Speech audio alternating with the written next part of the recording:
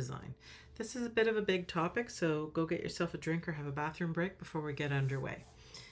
As with many things within layout and when using InDesign, there are a number of ways to accomplish any single thing, but some methods are better than others when it comes to creating ebooks with images in them. And the most important pieces here are paying attention to text threads and using object styles. So let's have a look at what I mean. If you have pages, chapters, or even a whole book which is threaded from front to back, it's important to consider anchoring the images to the text.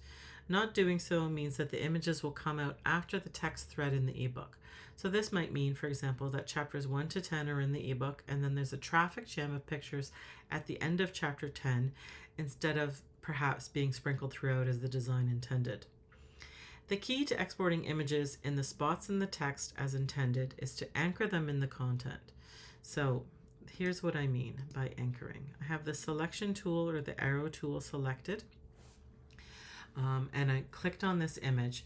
So this brings up, I'm going to just make this a little bit bigger so you can see it. This brings up a couple of things here. You can see the frame.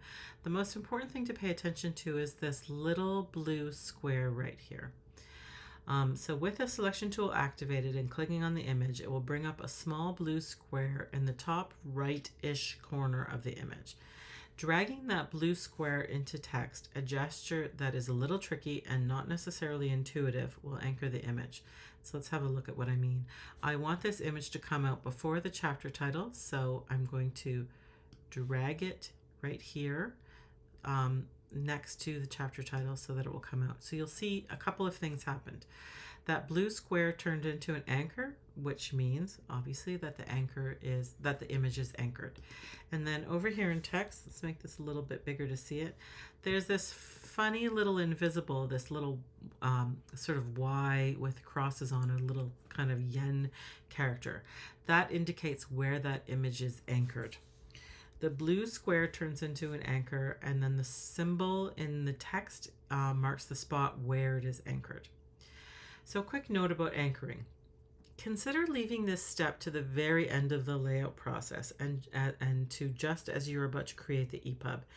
Anchoring does sometimes cause layout issues, like images going behind a text or text going behind an image, or it messes with the text wrap. So let's have a look at what I mean over here. There is this sidebar here is selection tool. This sidebar is actually anchored already. And so what's happening is that this text in this paragraph right here, on the top, is going behind the sidebar. So in order to avoid that, just wait till a certain step in your getting content ready to export to EPUB, so that you don't have these issues and you don't have to worry about where things are anchored and if you're missing text and that sort of thing. It's a bit funky and it's not necessarily ideal. It's also possible to place images directly in the text. So this is a good way to control exactly where they land in the ebook. And if you choose this method, be mindful of creating a new paragraph style for the paragraph into which the image is placed. So let me go through what I mean by that. So instead of anchoring this sidebar, I'm going to cut that. So Command V, and I'm going to create a new paragraph, and I'm going to paste that frame right inside. So there's some text wrap going on, which is affecting the paragraph below.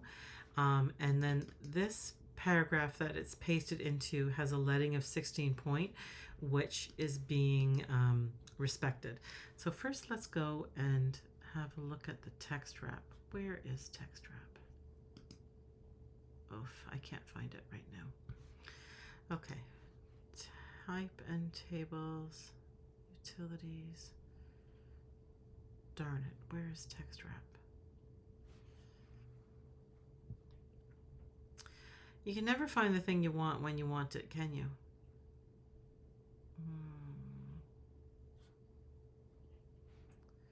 Okay, I'm going to ignore the text wrap thing for right now. What I want to show you is how to fix this so that it's not, that aside isn't over top of the paragraph before. And to do that, I'm going to create a new paragraph style, and I'm going to call it sidebar, let's say.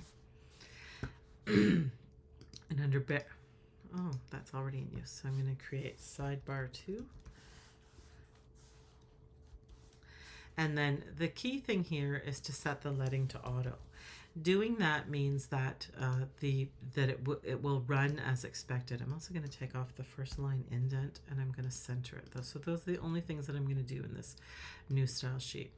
So it was automatically applied, and so you'll see now that it's running in the text as expected. The text wrap is still messing me up a little bit here, but I'm going to ask you to ignore that for right now. The key thing is that it's centered in the text and it's not over top of the thing before it. So setting my pro tip for you is setting the letting to auto in order to accommodate the height of the image. Means that it will appear as expected and it won't get in the way. Okay, there's the image, talking about images is broken into 2 videos. So I'm going to pause here and then start the second video when you're ready to hear more about how to use object styles on your image.